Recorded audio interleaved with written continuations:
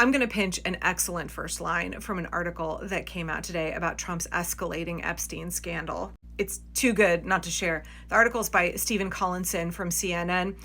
The line goes, "The Jeffrey Epstein morass surrounding President Donald Trump is deepening amid growing defiance by some Republicans, and despite the administration's most inflammatory attempt yet at distraction." Now, I've been likening this scandal to a wildfire, and it's not just because I live in Oregon and it's wildfire season, although it does seem especially apropos considering there's new reporting out from ProPublica that the Forest Service under Donald Trump had initially said they were fully staffed for our fire season, which is expected to be one of the worst fire seasons ever. And yet the data shows they're like 4,000 workers short thanks to DOGE cuts. With more than 1 million acres in the western states already on fire, and y'all, it's still July, wildfire season goes until October. Wildfires are and will be blazing out of control, and that's entirely because of Donald Trump. Oh, let's not forget the fact that we are now woefully ill-equipped to monitor lightning strikes and prevailing winds, two really important factors in not only predicting but combating wildfires, thanks to the Trump regime and DOGE firing a bunch of National Weather Service forecasters. So yeah, I will call Donald Trump's increasing scandal around the Epstein files a wildfire. And right now, the prevailing winds are whipping that fire into a full-blown, out-of-control blaze. And it's not just Republicans, MAGA, who are all themselves all up in a tizzy over this, as they should be. It's not just some of the savvy Democrats who understand this is something they should continue to leverage and push into the spotlight.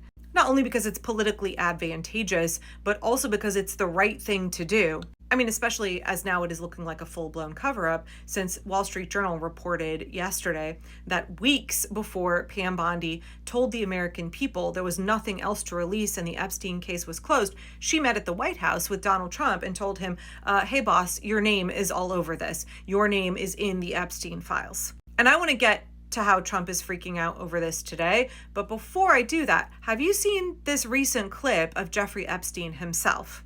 Have you ever had a personal relationship with Donald Trump? What do you mean by personal relationships? Have you socialized with him? Yes, sir. Yes? Yes, sir. Have you ever socialized with Donald Trump in the presence of females under the age of 18?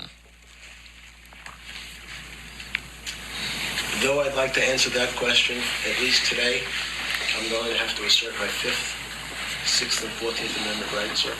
Now, I know that Donald Trump has been desperately trying to distance himself from Jeffrey Epstein, but Epstein himself called Donald Trump his closest friend. And let's not forget, back in an interview in 2002 in New York Magazine, Trump said, "I've known Jeff for 15 years. Terrific guy.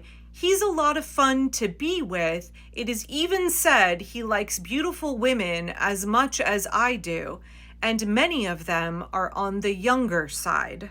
And of course, we can't forget that back in 2016, a woman filed a lawsuit against Trump, which she then dropped in November. And it's not clear, there's not good reporting as to the circumstances under which she dropped that lawsuit, why she did and why she never brought it back again. But like, Donald Trump had been elected president, so. Now, let me read this from the Politico back in 2016 about the lawsuit. Trump's accuser asserted that while she was exploring a modeling career in 1994, she attended a series of parties at the Manhattan home of prominent investor Jeffrey Epstein. She alleges that during those parties, the real estate mogul Donald Trump tied her to a bed and raped her. She also claimed Epstein raped her during a series of gatherings. She named both Donald Trump and Jeffrey Epstein as defendants in the lawsuit and said, quote, "I understand that both Mr. Trump and Mr. Epstein knew that I was 13 years old." I mean, I feel like every day we can say there's a shocking new development in the Epstein case, and that's not an exaggeration right now. New details are coming out every single day. I mean, now the House Oversight Committee has voted to subpoena the Department of Justice for files related to Epstein. Let's not forget that Republicans control Congress, and that means that they control each of the committees. So the House Oversight Committee, controlled by Republicans, also voted to subpoena testimony from Epstein's accomplice, Ghislaine Maxwell. She's currently sitting in prison for 20 years, and Donald Trump and the Department of Justice, they want to go meet with her. I mean, gosh, like, it wouldn't be suspicious at all if Trump commuted her sentence in exchange for her saying what he wants her to say about him. I mean, for several days now, Trump has been calling it the Epstein hoax, despite the fact that it's something that he ran on in his campaign.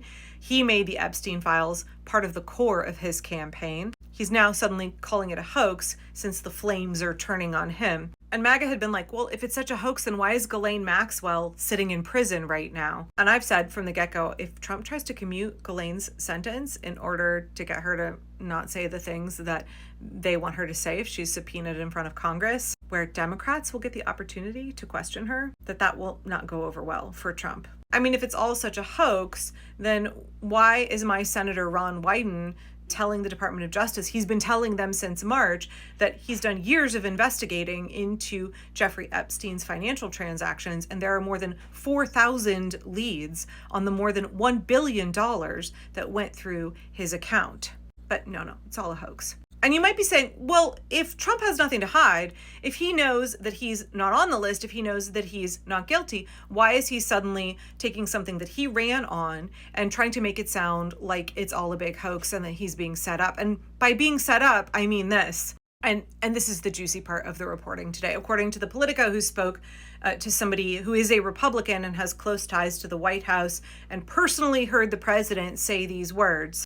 Of the Epstein files, Trump said, they're going to accuse me of some funny business. Trump tried to maintain his distance from Epstein's criminal behavior, but lamented, quote, they're going to fuck me anyways. So now something that Trump ran on and promised MAGA, he staffed his FBI and his Department of Justice with people who wanted to have the Epstein files released, promised to have the Epstein files released. Suddenly, Trump is pivoting to saying it's all a hoax and he's going to be set up.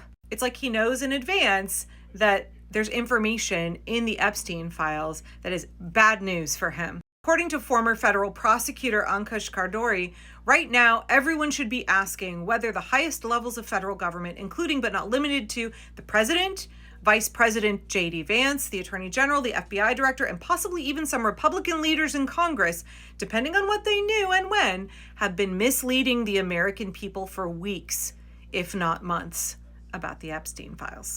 I mean, right now, it looks like a whole lot of people lied to the American public. It looks like we need to figure out if there's corruption, if there's a cover-up, how deep it goes, who knew what and when. And then there needs to be accountability. I think that's something that we can all agree on, no matter what our politics are. I mean, a new Fox News poll found that only 13% of voters believe that the Trump administration has been open and transparent about Jeffrey Epstein. I mean, also a new CBS News poll says that 89% of Americans want the Epstein files released. Not 89% of Democrats, 89% of Americans. This is something that we are all in agreement on. We need to get to the bottom of this.